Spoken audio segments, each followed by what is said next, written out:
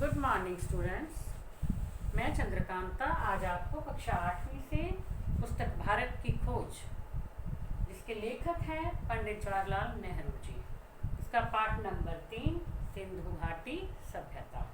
तो उसके बहुत से भाग दिए गए हैं। सिंधु घाटी सभ्यता में जो पाठ है उसमें बहुत से टॉपिक दिए गए हैं और ये सभी टॉपिक यानी आज तक के जो टॉपिक हैं भौतिकवाद तक, ये मैंने आपको इससे पहले के वीडियो में समझा दिए हैं।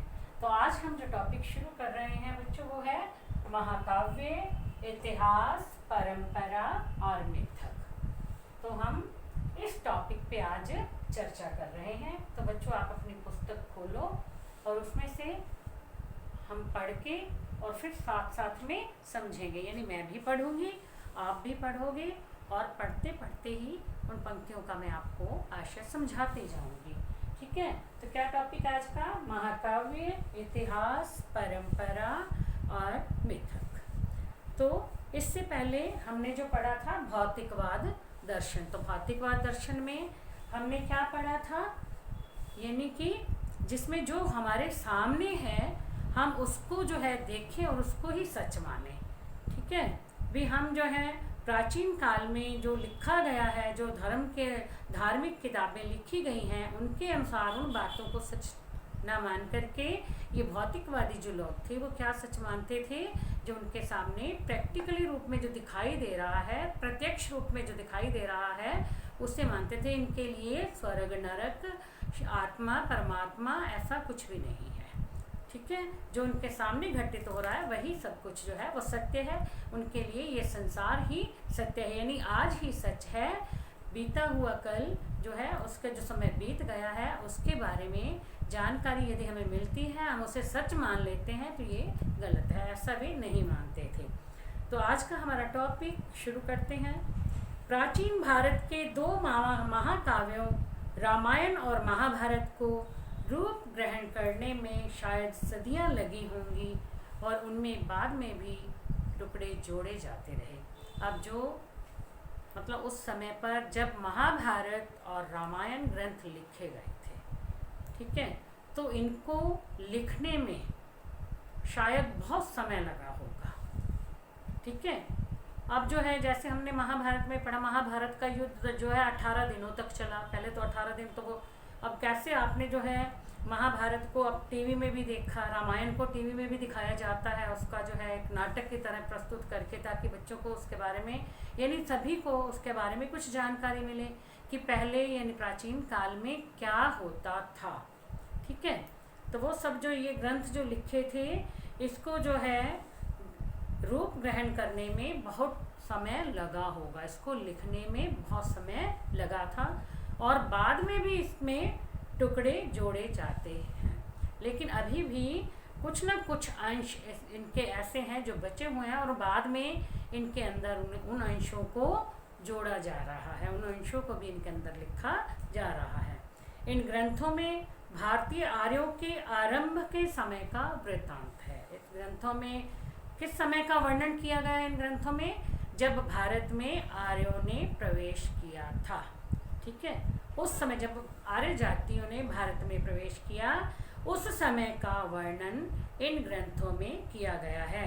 उनकी विजयों का और उस समय के गृह युद्धों का, जब वे अपना विस्तार कर रहे थे और अपनी स्थिति को मजबूत कर रहे थे। यानी उस समय उनकी जो विजय हुई थी, ये जो गृह युद्ध छिड़े थे, आपस में जो युद्ध हो जाते थे, तो उस समय वो अपनी स्थिति को मजबूत कर रहे थे, उस बात का वर्णन किया गया है। अब आपने महाभारत में पढ़ा कि कैसे आपस में ही भाई भाई जो थे वो लड़े और अपने वंश तक को उन्होंने नष्ट कर दिया था। यानी पांडव और कौरव जो किस लिए गृह युद्ध हुआ था, उनका आपस में युद्ध हुआ था भाइयों का, किस लिए? भूमि के लिए, जमीन के लिए, जायदाद के लिए। यानी वो जो दुर्योधन था वो क्या चाहता था कि सुई भर जमीन, सुई की नोक जितनी जमीन भी मैं पांडवों को नहीं दूंगा, क्योंकि वो उनसे बहुत द्वेष करता था, ईर्ष्या रखता था, है ना। उनके साथ उससे उनको बहुत जलन होती थी। वो जो है बहुत आगे थे, वो पढ़ाई, जैसे हम कहें ना कि पढ़ने में या अस्त्र शस्त्र चलाने में बहुत आगे थे। वो पांडव जो थे बहुत होशियार थे, लेकिन जो कौरव थे वो ऐसे नहीं थे, हैं। तो इसलिए ये सब जो थे, जब वो चल रहा था उस समय ये गृह युद्ध जो हुए थे, तब वो अपनी स्थिति को मजबूत कर रहे थे। मुझे इनके अलावा कहीं भी किन्हीं ऐसी पुस्तकों की जानकारी नहीं है जिन्होंने आम जनता के मन पर लगातार इतना व्यापक प्रभाव डाला हो। तब नेहरू जी क्या कहते हैं कि इन रामायण और महाभारत, इन ग्रंथों के अलावा और कोई भी ऐसे ग्रंथों के बारे में मैं नहीं जानता जिन पर लोगों पर इतना प्रभाव पड़ा हो। अब ये लोग हैं ना, ये रामायण के अनुसार जो है, रामायण में जैसी जैसी घटनाएं घटित हुई या महाभारत में जैसी जैसी घटनाएं घटित हुई, उसके बारे में कितनी दिलचस्पी लेते हैं और वैसा वैसा करने का प्रयत्न करते हैं। अब आपको पता है, दो भाई हों, जैसे दोनों भाई आपस में बहुत ही मिलजुल कर रहते हैं, तो उनके लिए क्या उदाहरण दिया जाता है कि ये तो दोनों भाई राम लक्ष्मण हैं। लक्ष्मण ने जो है राम का साथ देने के लिए जो है जंगल में उसके साथ चले गए थे, जब वनवास मिला था तो साथ में चले गए थे, ये उदाहरण दे दिया जाता है। ठीक है। अब जो है अपने पिता की आज्ञा का कोई पालन करता है, तब बेटा तो उसको ये कहा जाता है ये तो राम बेटा है। जैसे श्री राम ने अपने पिता की आज्ञा का पालन करने के लिए राजमहल को छोड़ करके वनवास को चले गए थे, उसी तरह से मतलब ये बेटा है, ऐसे उदाहरण दिए जाते हैं। ठीक है। तो इस तरह से जो है इतना व्यापक प्रभाव लोगों पर पड़ा हो और किसी ग्रंथ का ऐसा नहीं है, मुझे नहीं पता है, ये जवाहरलाल नेहरू जी कह रहे हैं। इतने प्राचीन समय में रची जाने के बावजूद भारतीयों के जीवन पर आज भी इनका जीवन प्रभाव दिखाई पड़ता है और ये दोनों ग्रंथ भारतीय जीवन का अंग बन गए हैं। मतलब इन ग्रंथों की रचना कितने सालों पहले यानी प्राचीन काल में हुई थी, लेकिन फिर भी लोगों पर इतना प्रभाव पड़ा इनका, आज भी ऐसा दिखाई देता है जैसे ये अभी की घटनाएं घटित हों, यानी अभी की घटनाएं हों और जो ग्रंथों में लिखी गई हों। ऐसा नहीं लगता कि ये प्राचीन काल की सारी घटनाएं इन ग्रंथों में जो हैं लिखी गई हैं। आज भी लोगों पर इसका जीवंत प्रभाव दिखाई देता है, यानी लोग इनके बारे में जानने का प्रयास करते हैं, वैसा बनने का प्रयास करते हैं। ठीक है। अब कोई भी दुर्योधन के जैसा बनने का प्रयास नहीं करता, जैसे महाभारत में दुर्योधन थे, और कोई भी यदि माँ हो तो वो कैकेयी जैसा बनने का प्रयास नहीं करते, जबकि कौशल्या सुमित्रा जो है उनके जैसा ही बनने का प्रयास करती हैं। ठीक है। तो इस तरह से इनका जीवंत प्रभाव आज भी दिखाई पड़ता है। ये दोनों ग्रंथ जो हैं भारतीय जीवन का अंग बन गए हैं, यानी भारतीय लोगों के जीवन में इन ग्रंथों ने बहुत प्रभाव डाला है। इनमें हमें सांस्कृतिक विकास की विभिन्न श्रेणियों के लिए ठीक भारतीय ढंग में से एक साथ सामग्री उपलब्ध है। यानी भारत के विभिन्न श्रेणियों में, भारत में विभिन्न प्रकार की जो श्रेणियाँ थी, वो लोग जो हैं किस तरह से अपना जीवन व्यतीत करते थे, उनके रहने सहने का क्या ढंग था, उसके बारे में हमें पूरी जानकारी इन ग्रंथों से मिलती है। अर्थात उच्चतम बुद्धिजीवी से लेकर साधारण अनपढ़ और अशिक्षित देहाती तक के लिए, यानी उस समय लोग जो थे बहुत जो है उच्च श्रेणी के लोग भी थे, साधारण से लोग भी थे, अनपढ़ भी थे, पढ़े लिखे भी थे, कुछ ग्रामीण थे, कुछ शहरी थे। तो उन सब के बारे में, यानी वो सब लोग कैसे अपना जीवन जीते थे, उनके बारे में जानकारी मिलती है। इनके द्वारा हमें प्राचीन भारतीयों का वह रहस्य कुछ कुछ समझ में आता है, जिससे वे अनेक रूपों में विभाजित और जात पात की ऊंच नीच में बंटे समाज को एकजुट रखते थे। अब इन ग्रंथों को पढ़ने से किस बात का पता चलता है कि उस समय भी जो थी वो जाति प्रथाएं थी। ठीक है। विभिन्न जातियों के थे, ऊंचे नीचे यानी कुछ उच्च श्रेणी के, कुछ निम्न श्रेणी के, ऐसे भी लोग थे।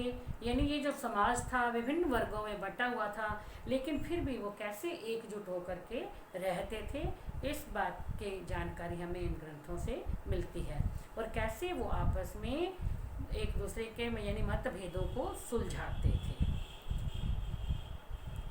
उन्होंने लोगों में एकता का ऐसा नज़रिया पैदा करने का प्रयत्न किया जो हर तरह के भेदभाव पर छा गया और बराबर बना रहा। यानी उस समय भी लोग जो हैं वो एकजुट होकर के रहते थे, ऐसा प्रयत्न किया गया इन पुस्तकों में, यानी लोगों में एकता की भावना बनी रही। ठीक है। जो हर तरह के भेदभाव को खत्म करते हैं। भारतीय पुराकथाएं महाकाव्यों तक सीमित नहीं हैं। भारत की जो प्राचीन कथाएं जो दी गई हैं, जो कहानियां हैं, वो सिर्फ ये नहीं है कि हमें महाकाव्यों से ही मिल रही हैं। हम महाकाव्य पढ़ेंगे तभी हमें उन प्राचीन कहानियों का पता चल रहा है, ऐसा नहीं है। इनका इतिहास बहुत लंबा या वैदिक काल तक माना जाता है। वो अनेक रूप आकारों में संस्कृत साहित्य में प्रकट होती रही हैं। यानी संस्कृत साहित्य में भी इन कहानियों का, इन कथाओं, बहुत सी कथाओं और कहानियों का उल्लेख किया गया है। कवियों और जो नाटककारों ने इनका पूरा लाभ उठाते हुए अपनी कथाओं और सुंदर कल्पनाओं की रचना इनके आधार पर की है। अब जो कवि लोग हैं वो कविताएं लिखते हैं, नाटककार जो हैं वो नाटक लिखते हैं। तो इन ग्रंथों के आधार पर उन्होंने जो है इसमें कुछ कल्पना के अंश जोड़ करके अपनी कल्पनाओं के आधार पर भी कुछ नाटक और कुछ कविताएं रचित की हैं। अब ये नाटक की तरह हम रोज़ देखते थे ना, महाभारत देखा हमने या रामायण देखा। जब लॉकडाउन रहा था तो हमने ये देखे, दोबारा से दिखाए गए हैं। तो जिन बच्चों ने पहले नहीं देखे थे टीवी में, उन्होंने अब वो देख लिया। और देखने के बाद जब हम सामने देखते हैं और जो पढ़ते हैं, पुस्तक में पढ़ते हैं, उसका बहुत अंतर होता है। हम देख करके बहुत जल्दी समझ जाते हैं और पढ़ा हुआ शायद हमें समझने में थोड़ा समय लगता है। तो बच्चों, आपने यदि टीवी में देखा होगा तो आपको बहुत विस्तार से जानकारी मिल गई होगी इन ग्रंथों के बारे में। कौन कौन से ग्रंथ? यानी रामायण और महाभारत। तो इनका नाटककारों ने भी पूरा लाभ उठाया। देखो, उन्होंने अपने नाटक को टीवी पर दिखाया। अधिकांश पुराकथाएं और प्रचलित कहानियां वीर गाथात्मक हैं। यानी जो भी कहानियां हैं या कथाएं लिखी गई हैं, उसमें वीरता का वर्णन किया गया है, वीरों की गाथा के बारे में बताया गया है, वीर गाथात्मक है। यानी हिस्टोरिकल सीरियल जो आप देखते हो ना, आते हैं, तो उसमें अब जैसे अभी चल रहा है अहिल्याबाई वाला एक सीरियल आ रहा है, आप देख रहे हो, तो उसमें जो है क्या है, वीर गाथा, वीरों की गाथाओं का वर्णन किया गया है। उनमें सत्य पर अड़े रहने और वचन के पालन का उपदेश दिया गया है, चाहे परिणाम कुछ भी हो। अब इन कहानियों में जो वीर गाथात्मक कहानियाँ, वह हमेशा सत्य पर अड़े रहते थे। उनके अनुसार भी सच बात जो करनी है, सच का साथ देना ही है, चाहे उसका परिणाम हमें कुछ भी भुगतना पड़े, चाहे हमारे सामने कुछ भी बाधाएं आएँ, लेकिन हम सत्य से पीछे नहीं हटेंगे और अपना जो वचन दे दिया तो वचन का पालन करेंगे ही करेंगे, चाहे कुछ भी हो जाए। साथ ही इनमें जीवन पर्यंत और मरणोपरांत भी वफादारी, साहस और लोक हित के लिए सदाचार और बलिदान की शिक्षा दी गई है। अब इसमें क्या है, जीवन पर्यंत यानी जीवन भर, जीवन से लेकर मरने तक वफादारी, साहस और लोगों के कल्याण के लिए सदाचार की और बलिदान की शिक्षा दी गई है। यानी बलिदान देने के लिए भी हमेशा तैयार रहते थे और हमेशा जो है वफादारी करते थे। अपने राजा से जो सैनिक हैं वो हमेशा वफादार रहते थे, उनके साथ जो है कभी भी गलत नहीं करते थे। और यदि युद्ध में जाते थे तो अपने साहस का परिचय देते थे, बड़े साहस से वो जो है युद्ध लड़ते थे और लोगों के हितों का पालन करते थे। कभी कभी ये कहानियाँ पूर्णतः काल्पनिक होती हैं, अन्यथा इनमें तथ्य और कल्पना आपस में इस प्रकार गुथे रहते हैं कि उन्हें अलग नहीं किया जा सकता। अब ये क्या कहते हैं कि ये ज़्यादातर कहानियाँ जो है काल्पनिक होती हैं। थोड़ा बहुत जो है प्राचीन काल के ग्रंथों से अंश ले लिया जाता है, उसमें अपनी कल्पना के आधार पर जो है नाटककार, जो कहानीकार हैं, वो अपनी कहानियाँ और नाटकों को लिखते हैं। तो ये कहानियाँ काल्पनिक होती हैं और इनमें तथ्य और कल्पना यानी जो वास्तविक रूप है और जो काल्पनिक रूप है, वो दोनों यानी जो सत्यता है और जो कल्पना है, दोनों आपस में इस तरह से गुंथे रहते हैं, इस तरह से मिल जाते हैं, आपस में घुल जाते हैं कि उन्हें अलग नहीं किया जा सकता। पता ही नहीं चलता कि क्या जो है काल्पनिक बात है और क्या जो है वास्तविक बात है।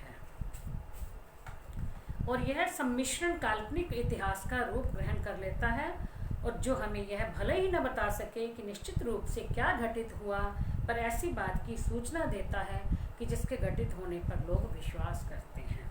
अब ये सम्मिश्रण, जो इनका जो मिश्रण हो रूप हो जाता है ना, कि सत्यता और काल्पनिकता आपस में दोनों ऐसे घुल मिल जाते हैं कि हम उनको अलग नहीं कर सकते, हमें पता ही नहीं चलता है। तो ये एक तरह से काल्पनिक इतिहास का रूप ग्रहण कर लेता है अब वो हमें यह नहीं बता सकता उससे अब हमें क्या पता कि निश्चित रूप में क्या घटित हुआ था। हमने पढ़ा रामायण में, जो हमें वही पता चल रहा है जो लिखा हुआ है।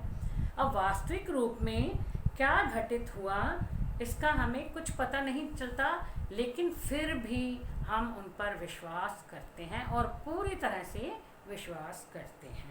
ये घटनाएं वास्तविक हों या काल्पनिक, जीवन में इनकी स्थिति जीवंत तत्वों को ही जाती है, जो उन्हें रोजमर्रा की जिंदगी की एक रसता और कुरूपता से खींचकर उच्चतर क्षेत्रों की ओर ले जाती है।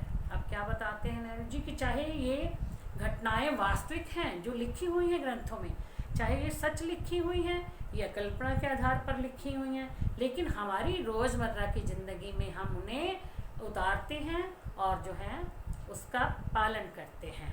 जो वैसी जो घटनाएं हुई हैं या जो बातें सही हैं, हम अपने रोज़मर्रा की ज़िंदगी में उनका पालन करते हैं और हम खींचकर उच्चतर श्रेणी की ओर ले जाते हैं। यानी जहाँ तक हम उनका पालन कर सकते हैं, उनको सही मान सकते हैं, उतना हम उनको अपने जीवन में उतारते हैं, उनका पालन करते हैं।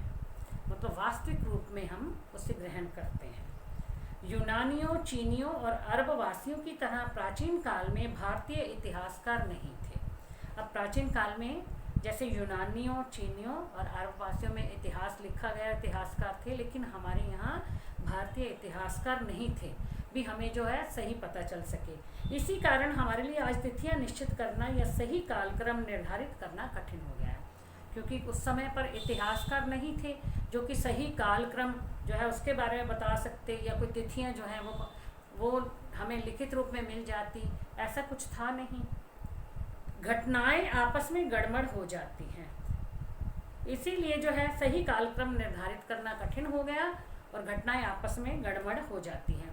अब क्योंकि हमें जो है उस समय इतिहासकार नहीं थे, लिखित रूप में हमें इतिहास मिला नहीं है, तो हमारी जो तिथियां हैं या जो कालक्रम है वो निर्धारित करना कठिन हो गया है।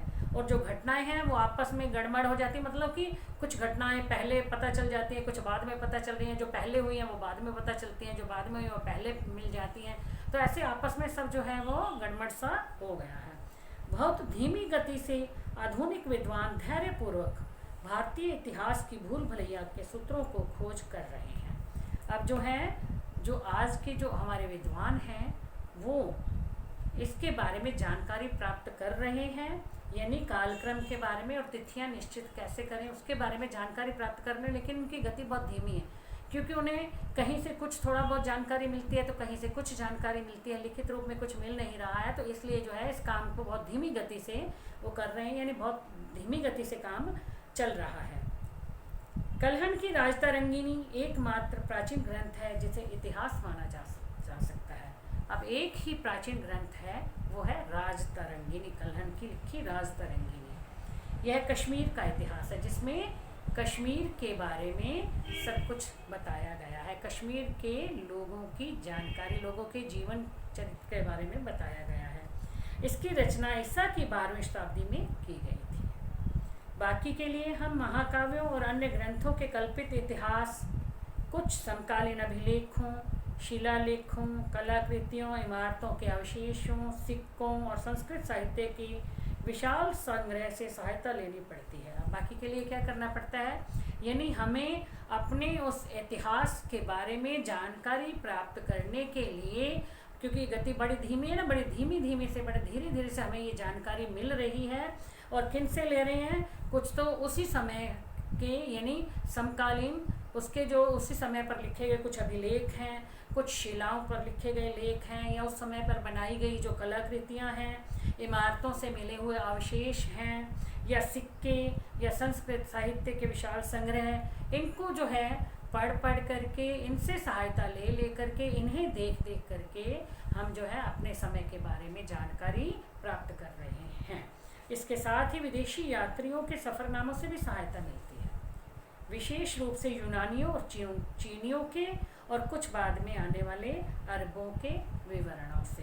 अब जो विदेशी यात्री यानी उस समय पर कौन से विदेशी यात्री हमारे देश में आए उनके बारे में हमें कुछ जानकारी मिल जाती है। तो हम जो है उन्हें पढ़ कर के भी, विशेष रूप से आए कौन थे, यूनान से और चीन से जो यात्री आए थे, और उनके बाद में आने वाले जो अरब लोग थे उनके बारे में हम पढ़ कर के फिर हम पता लगा रहे हैं कि हमारा जो इतिहास है वो क्या है। ऐतिहासिक बोध के इस अभाव का जनता पर प्रभाव नहीं पड़ा, मतलब हमारे इतिहास के बारे में हमें जानकारी नहीं मिल रही है, इसका प्रभाव आम जनता पर नहीं पड़ा। यहाँ की जनता ने अतीत के विषय में अपनी दृष्टि का निर्माण उन परंपरागत वृत्तांतों और पौराणिक गाथाओं और कहानियों के आधार पर कर लिया जो उन्हें पीढ़ी दर पीढ़ी विरासत में मिली थी। क्योंकि आम जनता ने विश्वास जो है कैसे कर लिया, मतलब प्राचीन काल में उनके जो पूर्वजों ने, यानी पीढ़ी दर पीढ़ी जो चीज़ें मिलती रहती है ना, जो बातें मिलती रहती है, जो परंपराएं चलती आती हैं पुरानी पीढ़ी से हमें मिल जाती हैं, तो हमारे बच्चे आगे जो है हमारी वाली परंपराओं का पालन करते रहेंगे। तो जैसे उनको मिली ना विरासत में ये, तो ये उन पर जो है आम जनता ने उस पर ही विश्वास कर लिया और अपने जीवन में उतार लिया। उन्हें इस इतिहास के बारे में जानकारी है या नहीं है इसका कोई फर्क नहीं पड़ा। इस काल्पनिक इतिहास तथा तथ्यों और दंत कथाओं के इस मिश्रित रूप का व्यापक प्रचार हुआ। इस प्रकार कल्पना के आधार पर ही जो इतिहास लिखे गए थे तो उसका जो है लोगों पर व्यापक प्रभाव पड़ा। इनसे जनता को एक मजबूत और टिकाऊ सांस्कृतिक पृष्ठभूमि मिली, और इसे पढ़ कर के भी, चाहे वो कल्पना पर आधारित था चाहे उसमें कुछ वास्तविकता थी, लोगों को इसके बारे में कोई जानकारी नहीं है, लेकिन फिर भी आम जनता को इससे एक मजबूत और टिकाऊ सांस्कृतिक पृष्ठभूमि मिली, यानी अपनी संस्कृति के बारे में फिर भी उन्होंने जो जानकारी प्राप्त की। लेकिन इतिहास की उपेक्षा के कारण हमारे दृष्टिकोण में धुंधलापन पैदा हुआ। लेकिन क्योंकि हमें लिखित में कोई इतिहास नहीं मिला, इसलिए हमें उसके बारे में जो जानकारी है वो कहते हैं ना सही रूप में नहीं मिली, बल्कि कुछ धुंधली धुंधली सी, क्योंकि हम कुछ चीज़ों के आधार पर जो है उसकी जानकारी प्राप्त कर रहे हैं, तो कुछ धुंधली सी जानकारी है। मतलब हम ये नहीं कह सकते कि सही से जानकारी हमें मिली है, कि सही मायने में तब क्या होता था क्या नहीं, ऐसा नहीं होता था। जिंदगी से अलगाव पैदा हुआ और तथ्यों के बारे में दिमागी उलझन और सहज विश्वास करने की प्रवृत्ति पैदा हुई। लेकिन फिर भी लोगों ने जो इन काल्पनिक ग्रंथों के आधार पर ही अपने दिमाग की उलझन को ख़त्म कर दिया और इन ग्रंथों पर सहज रूप से विश्वास कर लिया, और जिससे वो उनके अंदर विश्वास करने की प्रवृत्ति पैदा हो गई, यानी वो जो है हर बात पे विश्वास करने लग गए। तो बच्चों ये था हमारा टॉपिक महाकाव्य, इतिहास, परंपरा और मिथक। तो ये आपको समझ में आ गया होगा।